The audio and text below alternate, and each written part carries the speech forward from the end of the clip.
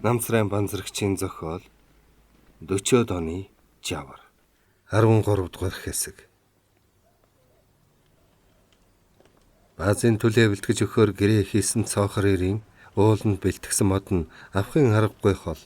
Тэгээд бас явах замыг нь цасгаасан тул бааз гал алтхад хүрв. Дорж нөхөдтэйгөө зөвлөн ярилцаад 5 машинтай түлээ бэлтгэхээр өөрөө удирдан явжээ. Тэд хуурай мод хайж явсаар нэг уулын арын хатсан модтой газар ирж мод унгааж эхлэв. Дорж энэ ажлыг ердөө 2 өдрийн дотор багтааж хийхгүй бол дараах ажил хэцүүднэ гэж санаад өөрөө хамт явуулсан юм. Түүнээс биш хэдэн хүн томилж явуулбал болох байлаа. Түүний нэг сайн ч юм уу муу ч юм уу зан гэвэл ямар нэгэн ажлыг өөрийн нүдээр үзэж хамт хийлцэж байвал санаа намардаг ажээ. Дөрөвчийн дарга базрын ажил хэрэгээ хэрхэн явуулж байсныг тунгаан бодоод бүх цаг бүх ажлаа улсынхаа төлөө зориулах юм шүү гэсэн нэгэн бодол төрөх болсон учраас гэртээ ганц ширхэг тайрдас байхгүй байлаач гэсэн сангийн түлээнээс хэрчин мод гуйсангүй. Нэг ч удаа албаны тэргээр гэртээ хөргүүлж байсангүй. Дорж түлээнд явахдаа халахын голд хамт байлдаж хүн чарах олж нэг насаар хэлгүй дүлий болсон дүгэр гэдэг хүнийг авч явжээ. Дүгэрд нодин эмнэлгээс гараад базар дорж хоёр дээр ирж ажилд аваач гэж гуйжээ. Дорж түүнийг эмнэлгээс гарахаар дэрэгдээ авч харж хандна гэж бодож байсан бөгөөд түүний саналыг базар дуртай зөвшөөрсөн билээ. Дүгэр тэдний үгнээс гарахгүй. Бяр тэнхээ ихтэй, ёстой л ажлын шар шиг гүжирмэг ир билээ. Дорж ойд ирээд хүмүүсээ 2 хэсэг болгон нэг хэсэг нь мод хөрөөдөж унгаах, нөгөө хэсэг нь мөчрлөж цагаалах болов. Дорж мод хөрөөдөх хэсгийг дагуулan явж аль хуурай бүдүүн модноос шилж хөрөөдөж эхлэв. Эзгүй ой хөрөөс өхний дунд нойрноос сэрж ганхан шуугих шиг санагдана. Өвлийн сэрэг агаар дуу шугааныг алсад дамжуулах ажээ. Хөрөөдөж байгаа мод ажуу тийшээ хазаасаар нэлмсхийн унахта гар няр хийсэн сүрт чимээ үүсгэн сул цасыг бужигнуулан хийсгэж цагаан тоос босгоно. Хөрөөдөж унахсан мод руу цагаалж мөчрлөх хүмүүс уралдан очиж дорн цагаалаад бас машинд очиход тааруулан ижилхэн хэмжээтэй хөрөөдөж нэг дор хураа. Ийхүү ааг амсгаагүй хөдөлсөөр байтал нар шингүй. Дорж хөрөөдөж очиход бэлэн болгон хураасан түлээгийн барагцаалан үзвэл бардаагаар 3 машин болсонд сэтгэл тэнэж хоолцоо хийж байгаа нөхөд рүүгээ явах гэтэл хураасан түлээний цаана 2 хүн гүүр ярилцхан сонстов. Энэ дарга биднийг амар заяа үзүүлэхгүй ажилд нухалж байна та гэсэн дуу гарахаар дорж сэртэсхийн явах гэснээ болж тэдний яриаг сэмчагнав. Гэхдээ хөө дөрөвчийн дарга шиг иш мухаргүй аашаал загнаад муухарлахгүй л юм. Өөрөө нэг хором амрахгүй мод хөрөөдөд байхар нь гар ивхэл суухын аргагүй. Ажлын төлөө төрсөн хүү юм да. Хүнээр ажил хийлгэж дөнгөх хүнтэй. Зөрүүдэд ангаа хүртэл хүзүүн зөөлөрчхөд үгсүггүй давхиад байхыг бодоход хүнийг аргалж чадах нөхөр байна шүү гэж нөгөөх нь ярьлаа. Харин тийм ээ. Манууха дамдин бүрч гараад өгсөн шүү. Одоо түүнийг юу гэж нэрлэмээр юм бэ? Хүнийг итгэх гэдэг тэрдээ дорж дарга мөн ч олон удаа хойноос нь хөөцөлдсөн доо. Одоо архиуха болсон дог шүү. Энэ хэлгүй дүлийн нөхөр чинь даргатай хамт байлдаж явсан гэлүү. Та ингэдэгч хүнийг сүйдлэх юм да. Хэлээд явах вэ. Хэлтэй амтаа бол ямар ч ажил хийхээр сайхан залуу шүү. Эргэтэн дутуу боллоо гэд гонж гутсангүй энэ баазын хамаг л хүнд хүчээр ажилд термийн илжих шиг зүтгэж байх юм да. Базар дарга гэж нэг голийсэн амтан болж омог шаранч дарагджээ. Саяхан зах дээр панц үсрэгж явж байсан шүү. Аа тийм үү. Их гарын панц ч болох нэ. Тамхи цай өндрүүнээр хөдөлдөж байсан. Тэр хоёрын ийхүү ярилцахыг дорж чагнахтаа өөрийг нь юу гэж бодож явдгийг сайн мэдэх гэсэн боловч хүнээ яриа чагнаад байх нь эвгүй санагдан тэдэнд мэдэгдэлгүй бошуухан холджээ. Манайхан намайг тийм ч их муу хэлдэггүй юм шиг дээ. Базар маань панц ч болсон гэдэг үнэн байх шүү. Дайны ихээр овоочм хурааж хунсан байх. Одоо түүнээс тамхи цай гуйхан дээ. Яасан их үнэрхэх бол. Манайх цэрмаагийн ч цайгүй болж байгаа гэсэн яадаг хэрэг вэ? Түлээ ачиж очоод захаар орохоос биш. Зах дээрээс ч тамхи тариа олдохгүй байна гэлцэх боллоо гэж бодсоор майхан дээрэн ирвэл хогоо дүүрэн харцаад ариглан буцалж байлаа. Нөгтөн задгаа галаа тойрон сууж халуун харцаа ойчлон хар гурил шигшиж хийсэн хатуу боорцог идэж байв.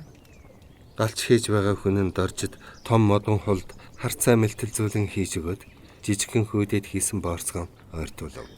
Тэд цайгаа уучгаад шарбуудаатай хоол цадлаан идээд унтаж амархаар хэвтцгээв.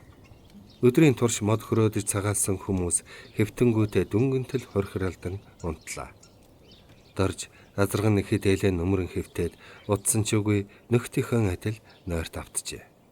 Мод хийж байгаа хүмүүс өглөөний нартаа уралдан босч баахан мод хөрөөдөж цагаалаад том машиндаа овоолон ачиж үдээс хойш хотын зүг хөдөллөө. Цасны өнг ерөнхийдөө борлон цэмрэх шинж орсон байна. Дорж цас доош сууж борлон бөөг ажаад санаа нь овоо амарч энэ түлээгээрээ өрн цагтаа золгож болох байгаа. Ирэх жилийн түлээ түлшний талаар одооноос бодох хэрэгтэй боллоо. Тэр залтай цоохор нөхрөөс хэдэн мөнгө салгаж авахыг бодъё. Тийм үл бүдэх амиа хичээсэн хүмүүс улсын ажлыг баллаж байгаа юм гэж бодно. Түлээ ачсан 5 машин зам зууртаа сааталгүй явсаар үдшин хотод ирэв. Орж машинуудаа бааз руугаа явуулчихад замдаа бууж гэртээ ирвэл хан дээцгүй гэрэн зэврөө байсанд дотор нь пал хийж Цэрмаагийн дорох гэтэл бас алга байлаа. Гайхшаан барж аавынд нь орвол Цэрмаагийн их өөдөөс нь харснаа. Ашиггүй хүмүн ирвүү. Өнгөрсөн шөнө ханд маань өвдөд. Тэгэхэд яасан б гэж дорж түүний үгийг тасалчихв. Яах юу байх вэ? Эмнэлэгт очсон. Цэрмаа тэнд байж байгаад саяхан цай шүл аваад явсан. Нэг их өвдөж зовоосонгүй гинэ.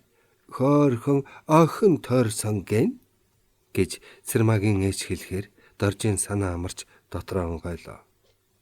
Хөөмэн сууж цай уу. Бид шинэ махгүй яадгийн билээ гэж сандарч байтал ашгүй өнөө базар дарга ирж хандыг төрсныг дуулаад захаас хонь авчирч төхөрч өглөө гэж Цэрмаагийн их ярихад доржийн дургүй хурч тэр мө золиг өгс өндийнхийг антахгүй байна шүү. Сандарсан үеэр нь тус болж нүүр тал олох гэсэн биз гэж бодсон боловч тийхүү тус болсонд нь дургүйц хүндэс байсангүй. Ая халуун цай уучгаад эмнэлэг рүү яаран явлаа. За ингээд охинтой болдгоо бачээ. Ханд маань охин гараасаа гэдгсэн хөссөн хөслөн биелжээ. Надад бол хүү дээр байсан юм. За энэ чи миний үрээс хойш ялгаа юу байх вэ? Би эхнэрээ өнөө маргаашгүй төрөх гэж байгааг мэдсээр байж улсын ажил гээд шинэ мах шүлжгүй орхиод явж байдаг. Санаа амар арилсан дотортой хүн юм а гэж бодоод алхаагаан хурдсгав. За базар минь энэ цуваг хариуцлагатай хүнээр даргалуулан явуул гэж яамнаас тушаасан. Чи аваад явхаас биш. Цагаан эрэхт түргэн очиж тэндээс ачих юм байвал аваад ирнэ мэз гэж дорж хэлбэл базрын нүдэнд инээмсэглэл тодрон туушаал ёсоор гэж цэргийн хүн шиг хэлээд бослоо. Тус баазынхан энэ өвлийн турш цагаан эрэг рүү арьс шир ноос хүс болон фронтод хүргэх бэлгийн ачааг өдөр шөнөгүй зөөж байгаа юм. Заримдаа 3-4-өөр, заримдаа 10-20-ороо бүхэл бүтэн цуваа болж явна. Энэ удаа зөвлөлтийн улаан цэрэгт өх бэлгийн бараа болох мах цөцгийн тос дулаан хувцас олон 100% бэлэг зэрэг хүний хэрэгцээний ховор чухал зүйл тээвэрлэх бөгөөд юм ховор болохоор жолооч нар ажсан бараанаасаа баг саг дутаачж магадгүй гэж баазын аль нэг удирдах хүн цувааг даргалах болсон юм. Үүний өмнө 2 удаагийн явалтаар зарим жолооч хөдөлмөрчдийн хувийн бэлгээс хэд хэдийг гээгдүүлсэн юм уу? Өөрсдөө авсан алин болох нь мэдэгдэлгүй алга болсон ажээ. Базар цувааг даргалах болсондоо их баяртай байлаа. Цагаан эрэг орох амны чухал хэрэг байсан юм. Түүнээс гадна энэ оны 2 дугаар сард хот хөдөөгүй өөрийгөө хамгаалах сайн дүрэн морьт отряд байгуулагдаж албан үйлдвэрийн газрын ажилчин албан хаагчид 10-т, 50-т, 100-т, 1000-т гэх мэтээр цэргийн зохион байгуулалттай болж орой өдөштэй хичээл сургууль хийх болжээ. Цэргийн эрдэм заалгах нь базар мэтийн цэргийн алба хааж байлдаанд оролцож явсан хүмүүст залхуутай байсны дээр түүнийг 10-ын дарга болгосон учраас цэрэгт огт явж байгаагүй жолооч нарт хөл гарын сургуулиас эхлээд буу зэвсэг арчиж цэвэрлэх, задалж эвлүүлэх, байлдах, намнах сургууль заана гэж шөнө ултал бааз дээрэн эргэлдэж таньдаг айлд аш орох завгүй болсон тул зэгсэн бухимдаж байжээ. Тэгээд цуваа даргалан 5-10 хоногч бол тэр ажлаас хөндөрч санаа амар бай гэж бодсон ажээ. Цуваа үд хивэж байхад хотоос гарлаа. Базар сүүлчийн тэрэгний кабинд суужээ. Тэр машины жолооч нь түүний хамгийн их итгэдэг дотны нөхөр юм.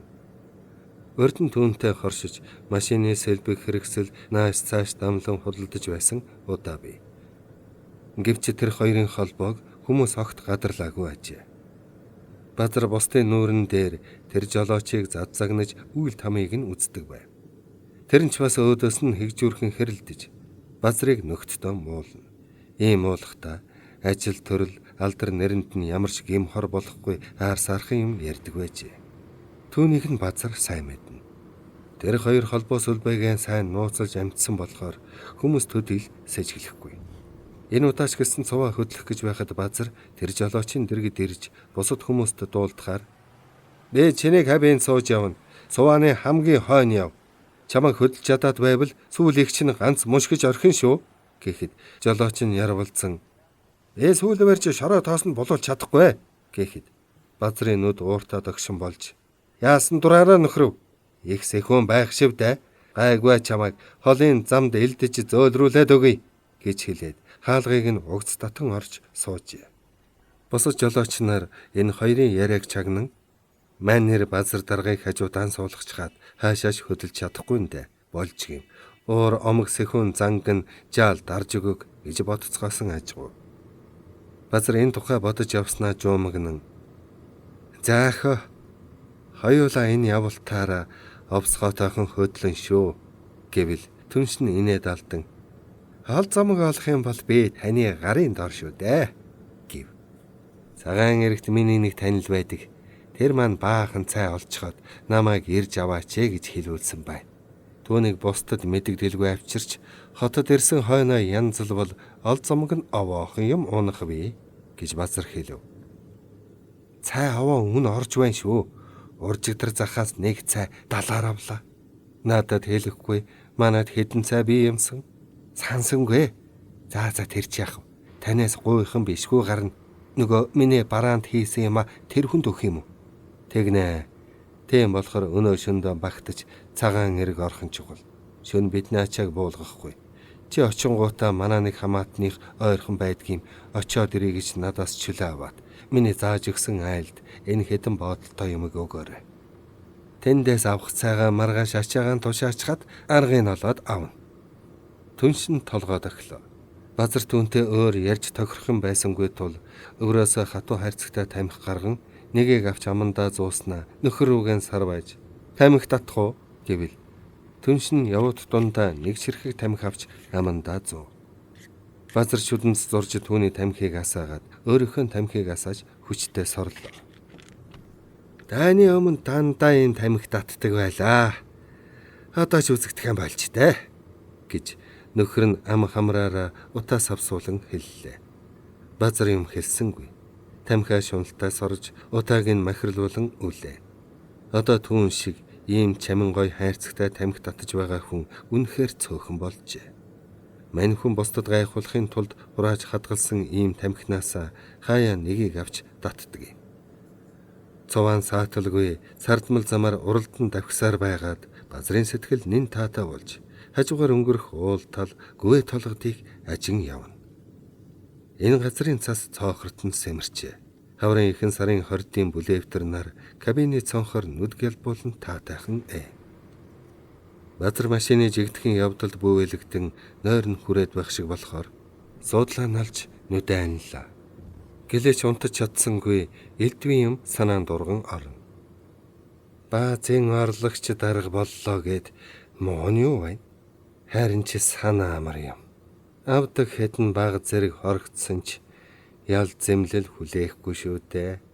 Ямар нэгэн буруу зөрөө юм болоход хинхийг доржил харивдсан. Дорж угаасаа хөөрөө хинхийг хүү юм. Даргын тушаал дуртай юм шиг байна. Гэрээр эхнэр хүүхдээ мартаад хайчил төрөлгээд шогшиж явах юм. Түүнийг тэгж хинхиглэж байгааг энэ улс засаг төр нь мэддэг юм болов уу та? Мундаг сайн дарга болж мандах санаатай юм биз дээ. Чадал тэнхээ эрдэм боловсролн дутаж таарна дөө. 1-2 жил болоод ажил унагсан нэр дуулаад л халагдна үз. Халагдахтаа над шиг орлогч дээр догтохгүй, бүр доошон шайрагдах байлгүй. Бэзэлтэй сэргэлэн тулдаа орлогчоос доош буусангүй. Түүнээс биш, дайнд ажны энэ үед улсын чухал ачаа тээвэрлэх үүргийг ханган биелүүлж чадаагүй. Гадаад орноос өндөр үнээр авдаг машины сэлбэх хэрэгсэл дамлан худалдсан гээд чанхан арга хэмжээ авч болох л байсан. Би толтаал аргалсан юм. Тэр мөн ярав ам султай болоод бусдад өгсөн хэдэн дугуйны талаар үг алдсан. Түүнээс биш энэ жолооч шиг итгэлтэй хүн байсан бол яасан ч алцахгүй. Харин аз болж дугуйнаас бусд нь мэддэггүй шүү. Намайг дамын 8 хийсэн гэж зэмлсэн ч баримт олдоогүй. Дамын 8 ч юу байх вэ? Өөрт илүү байсан ганц 2 цай тамхиг сайн санаж нийтийн жишгээр өгсөн эсхийгэд өнгөрсөн. Ажлын талаар бол дадлаг туршлах байхгүй, сургууль соёлгүй энэ тэрэгээд шалгалтын нөхдөйг уяртал ярьж байгаад хөнгөн гарсан. Уганч дарга байна гэдэг эрх мэдэлтэй зүгээр л юм. Намайг одоо үг хэлэхэд тоохон ховор болоо шүү. За яах вэ? Дорж энэ баазын ажлыг овоо эмхлүүлээд авах. Үнэндээ би зарим ажлыг дорж шиг хийж чадаагүй. Хэдэн жил орлогч хийж байгаад дэвшиж дээшлэхийг хэмбэг гэхэв. Дорж аяндаа дийлхэ байгаад над шиг туршлагатай хүн ховор болно. Тэр үед баазын дарга байтугай сайд хийхийг үгүй гих газаргүй шүү дээ. Наанан жаал юм сурч авъя. Ядахта машин тэрэг барьдаг болъё. Сүүхэтайхэн шиг хөдлөн доо. Машин тэрэг ажил төрөл юм бүхнээ сайн мэдэж авсан цагт муу доржийг түлхэхэд юу хэн байх вэ? Дайны нөхцөлд байгаа энэхэн үеэс хамаг бэрхийг нь доржоор хийлгээд сайн нэртэй сугаран хоцорч болох байлгүй. Дайн дуусаж ин хамглангийн улирал эхэлж ажилч ингэж оволцохон болно. Тэр үед хашир хандгаа бэлэн юм дээр буучхна. Тээврийн газраас гарч яасан ч болохгүй. Эн чин олбор ихтэй аятаахан ажил юм. Цаашдаа авто тээвэр улам хөгжин. Одоохондоо манай баазын данс сул задгаа байгаа дээр нь машины чухал сэлбэг олж аваад хатгалъя. Хэдцээч хэрэг болно. Машины тоног төхөөрөмжийг бид хийх биш. Хувийн машинтай хүн олон болж байна. Тэдэнд сэмхэн өндөр үнээр худалдахад базар хүч баяжаа талгна. Надны жаахан булхаатай юм хийж мэдгдсэн. Одоо тэгж гинэн хөдлөхгүй шүү. Ер нь хувьдаа машинтай болоход яадаг юм бэ? Хувийн хөрөнгийг хуулиар хамгаалдаг биз дээ. Хувьдаа машинтай бол хот хөдөг холбоод 8 арилжаа чөлөөтэй хийж болно. Бардаагаар машин босгох сэлбэг хэрэглэл олж авбал заавал энэ баазад ажиллахын хэрэг юу? Энэ дайны үед анжиж аривхан мөнгө цуглуулъя. Дайны ихээр хотын 8-ачд хятадуудыг дуурайгаад хамаг мөнгөөр олж авсан гурил будаа цай тамхи одоо үнд орж байна. Түүнийгээ яаран зарахгүй юм шүү.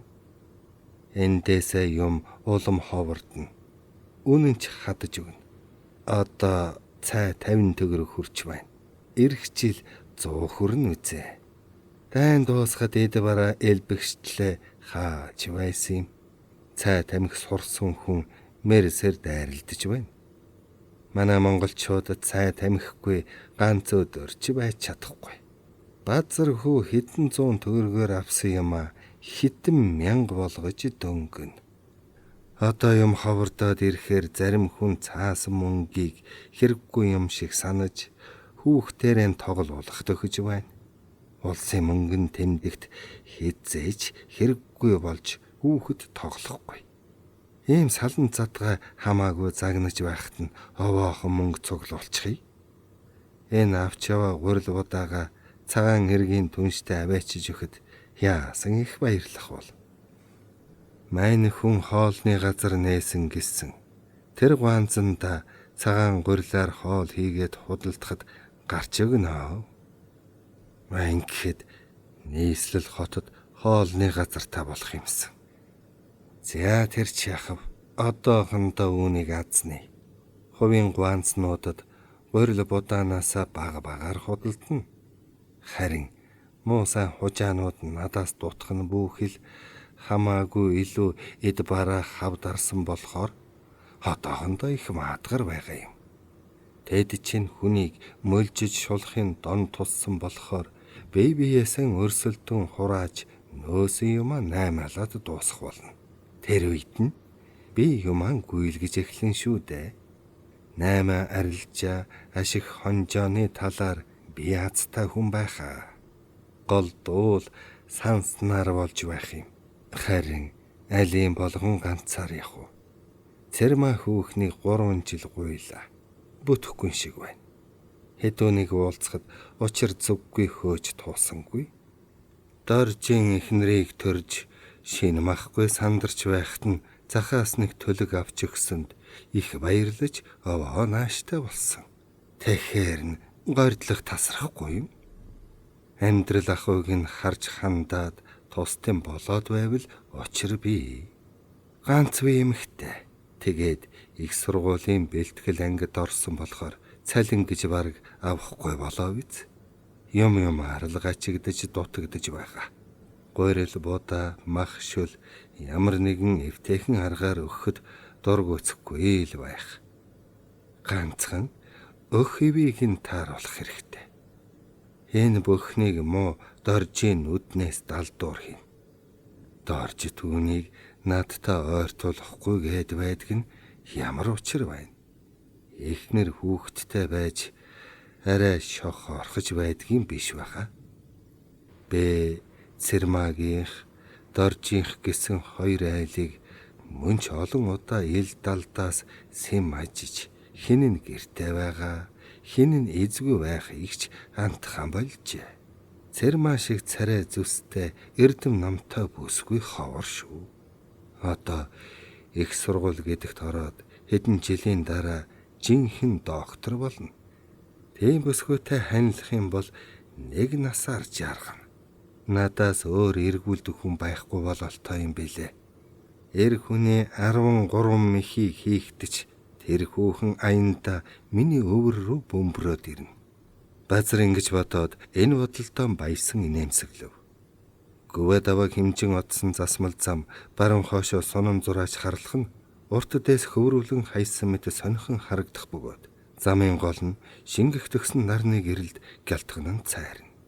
Цувааныхан хойн урдаа орон салхи татуулан сүнгнүүлсээр байлаа. Нэг ч машин зам зууртаан саатаж зогссонгүй яваад байсанд базар тунч урамтай амнда дуу аялчиж үзв. Гэрт хүйд хоргож араас жиндүүлнэ. Ханд охиноо зузаан үлгийд нь үлгийдэж орон дээрээ тавиад гал түлх санаатай зуухны амны дэргэд бохирон сууж зуухандаа хагалсан мод зэрэглээд шүдэнд зурж гал оруулсан боловч олигтой ассангүй. Нойтон хар мод сийгэж цагаан шүүс гойжин гашуун утаа нүд хорсгоно. Охин нь бараг өдрийн турш уйлгнаж олигтой унтаагүй учир галж түлж амтсангүй түүнийг тэврэн бүүвэлж хэд дахин өлгийг нь задлан хуурайлж хөхөө өгөөд арайхин унтуулад авдар дээр байгаа жижигхэн дугуй цагаан цагаа харвал ажил тарах ойрцсон байхаар ийхүү яаран сандран галлаж байгаа ажээ. Нойтон мод шад пад дуугарч шийхтансаар унтрахтах нь. Дээрээс нь өөх тос хийж овоо сэргээгээд тоогоо тавьж цайвуулээ. Төрөө цар гаруй болсон ч тэнхээ тамир муухан бие нэг л олигтой тэнхэрч өгөхгүй байгаад цэрмаа сэтгэл их зовж үргэлж эргэж тойрон үзэж байжээ. Ханд төрхөөс 10 хоногийн өмнө ажилласаа чөлөөлөгдсөн юм. Уг нь сарын өмнө чөлөөлөгдөх байсан ч үйлдвэр нь асар их ажилтай. Хандын бич хөнгөн байсан болохоор ажлаас чөлөөсөн эмчийн бичгийг хайхралгүй хэний ч үгэнд оролгүй ажилдаан зүтгэж Төрхөөс өмнө зэгсэн альжааж ядарсан болоод ийхүү тамирчихгүй байгааг Цэрмаа сайн мэдэх учир заримдаа үглэж зэмлэнэ. Цэрмаа өдөр бүр түүнийг үзэж эмтан өгнө. Хоол унтнаас нь хийлцэж тус болохыг хичээнэ. Төрхт нь базрын авч өгсөн хоньны мах аль хэдийн дуусаж, өвлөн ихээр бэлдсэн мах нь хуучирчээ. Дахиад хонь авч шүлууй гэхэд захын малын үнч хадаж, доржчийн талаар юр дуугарахгүй болохоор ханд дуурсан ч үгүй. Бас гурил будаа тасарч нүдний гэм болсон тул гол дуу мах чанаж идэнэ. Ханд цайгаан болгочход өхрийн хідэн хавирга чүмэгний болов чанлаа.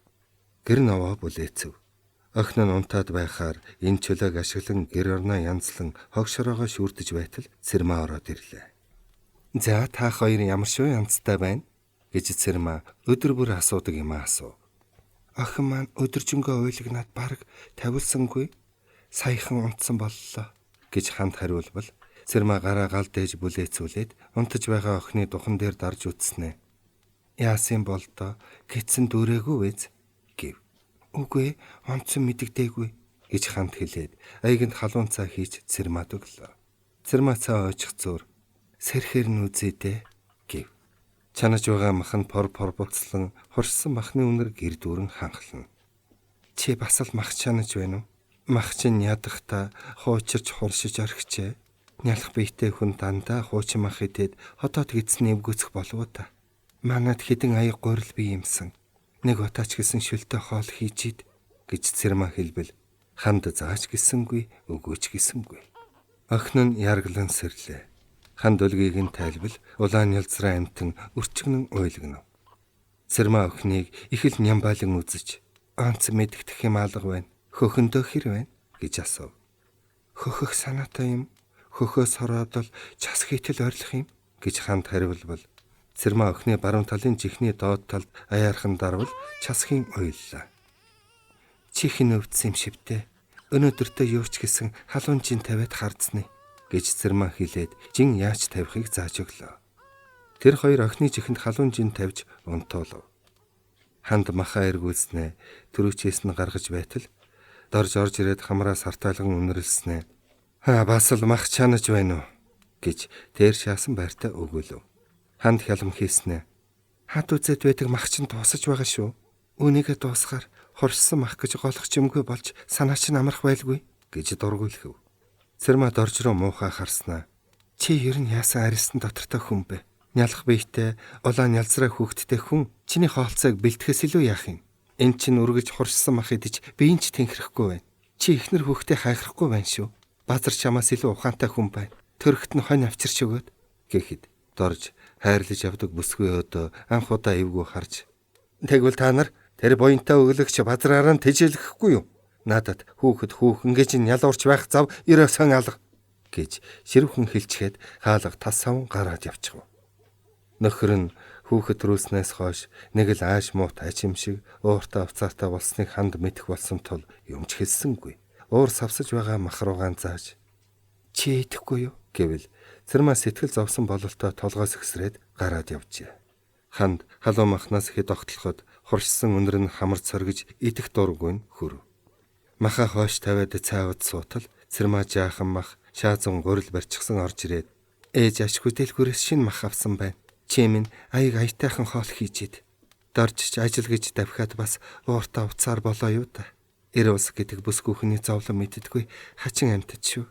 Цаадахтаа сайн хэлж синхруулахгүй бол санаа авахгүй байх" гэж ятгав. Цэрмаа гурлаа зуурч мах хөшгөлөөд хоолноос нь хийлцэв. "Базар даргаыг манахаар ирэхээр дорж маань боож өгөх нь холгүй болох юм" гэж ханд хэлэвэл Цэрмаагийн царай улс хийж "Харин тийм ээ. Базарч хүнээ алдсан муухан биш байх. Гэхдээ олж долох ухаанд нэвт боловсрсан сүрхийхэн бололтой. Чамаас юу гануух вэ? Надад их л тус болох юм. Хүн сайн санаж харж хандаад сайхан сэтгэл гаргаад байхад уурлаж зэхэлцээд байж болохгүй юм" гэж үннээ хэлв. "Чи тэгэд яа гэж бодож байна?" хэмээн ханд асуулаа. Цэрмаа бодол болж сууснаа. "Мэдхгүй юм да.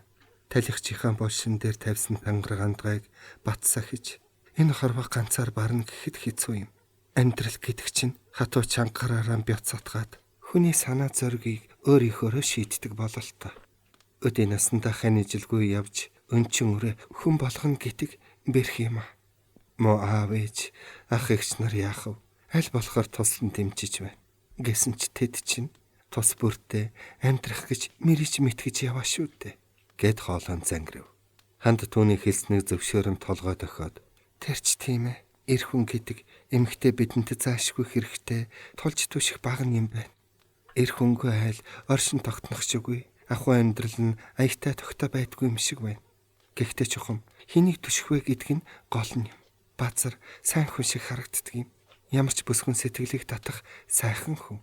Харин чухам ямар ааш араншинтай, ахуй амьдралтай, бодол санаатай вэ гэдгийг мэдэхгүй юм. Манад орж өөдийн бараа харуулахгүй муу хэлнэ. Овжин залтай, үл бүдэх, муу санаатай, амиа ботсон өөдгөө навшиг гэдэг. Гэхдээ эхнэр хүүхэд улс гүрэндээ хар буруу санаж, хүнийг хуурч мэхлэн заллиад байхгүй бол эр хүн цаваа сэргэлэн аминдаа арчаатай байхад яадаг юм бэ? Ухаан бодол гүнзгий цаваа цолгон байх нь хэрэгтэй л байх.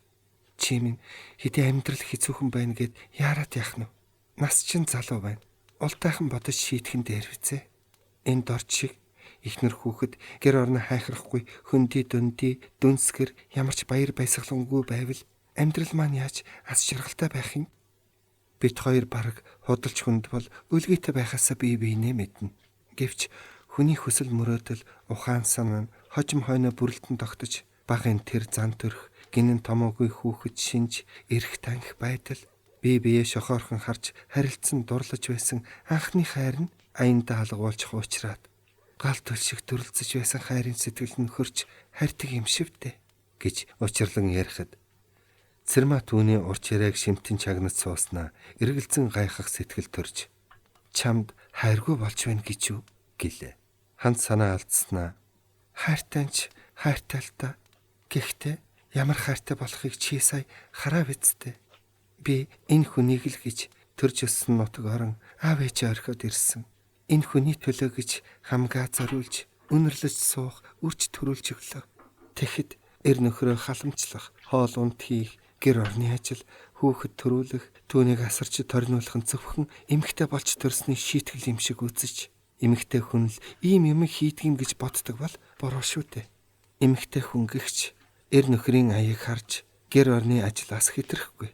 Хүүхэд төрүүлэхээс өөр улс нийгэмдээ ачтай тустай үйл бүтээж чадахгүй юм шиг самдаг ирчүүд байдаг юм шиг байна. Эр эмгүй адилхан энэ Монгол улсынхаа төлөө бүр наанд жирвэл ав адилхан сайн сайхан амьдрахын төлөө ажиллаж байна. Тийм болохоор эр эмгүй гэр орныхаа ажлыг хамжин хийж үр хөвгтэй өсгөн боожулж болохгүй гэж юу? Сая нөхөр маань намайг дандаа мах чанлаа гэд уурлаад алга болчихлоо. Би зөвхөн мах чанах үүрэгтэй гэж юу? Энэ хүн улсын төлөө гэж байна. Би ч гэсэн улсынхаа төлөө, ард түмнийхээ төлөө ажил хийж яваа ажилчин хүн. Миний нэгсэн цэмбэр олон хүн хувцлаж байна.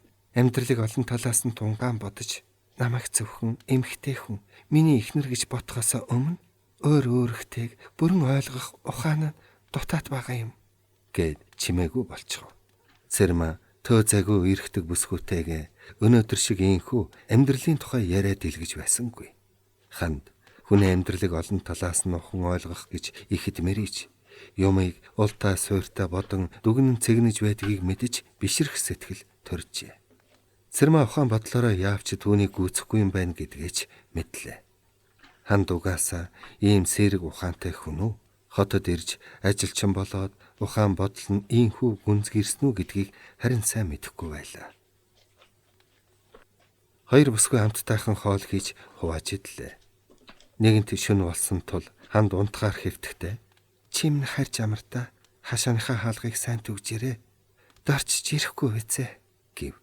Цэрмаа гарахтаа шөнө охин чинь ойлгнаад байвал надад хэлээрээ гэд гэрээс гарвал тас харанхуй болжээ. Хашааныхаа хаалгыг түгжихдээ доржиг ирж магадгүй гэж санаад онцныхоо осрыг гүйцэд мулталсангүй. Гэртээ орвол ээж нь хүүгийн унтуулсан байв. Ороо засаж хүүгийн тэврээд хэвтэхтэй хандын ярьсан зүйлийг бодлоо. Ханд минь яасан сүрхий ухаантай хүн бэ? Би түүнийг ердөө ажилласаа цааш гарахгүй ажилчин гэж санаж явсан шүү дээ. Тэгтэл над мэтийн хүнийг дагуулахгүй хүн юм аа. Амьдралыг харахнууд гүнзгий бодол ухааныг 3 жилийн дотор хэн олгов? Уулаас тийм ухаантай, уужим гүн бодолтой байгаагүй бизээ. Ажилчин олон түмэн улсын үйлдвэр үүнд тийм ухаан бодол өгчээ. Уйггүй их ном уншиж түүнээс их ч мэдэж олж авсан байна. Ухаантай, амьдралын туршлагатай, эрдэм номтой сайн улсыг түшиж тэдэнтэй нөхрөлснөөс энэ хүн ийм өөр болон хувирч байгааг би байтугай. Дорчич бүрэн ухарч мэдээгүй байгаа шүү дээ. Би дорчийг шал өөрөөр ботож байжээ. Тэр чинь ухаанаараа хандаас хамаагүй дутуу юм байна. Хүн ерөн бүрэн төгс ухаачна гэж байхгүй. Дорж гэр бүлийн харьцаа, эмэгтэй хүнийг үнэлэх үзэл бодлороо үнэхээр хандын ярьсан шиг ойлголттой байхаа. Хандийнхан энэ ухаан бодол хүсэл мөрөөдлийг мэддэг бол их нартайгаа арай өөрөөр харилцах байсан. Амьдралыг үнэлэн цэгнэх, гэр бүлийн харьцаа, эрэмийн үүрэг, ажил үйлсийн талаар энэ хоёрын үзэл бодол шал өөр болохоор яваантай эд маань таарч тохирохгүй болох вийтэй. Хандын ярьсан шиг гэр бүлийн асуудлыг бүрэн ухаарч мэдсэн эрхэн ховор байхаа. Базар энэ талаар ямар бодолтой хүн бол? За, ямар ч байсан яарч болохгүй. Ханд ч тэгж хэллээ. Хүнээ таньж шилж түшээрээ гэдэг үнэн үг шүү. Бодол санаагаан сарнаач эрийн мөрөөсөл болж байхаар хичээл номдоо шамдаж намар их сургуульд орохоо бодъё. Эрдэмтэй болбол амьдралд эр хүнээс илүү түшиг болно. Хандын охин өнөөшин сандрагвал дуутах байхаа гэж бодлоо. 13 дугаар хэсэг төгсөв.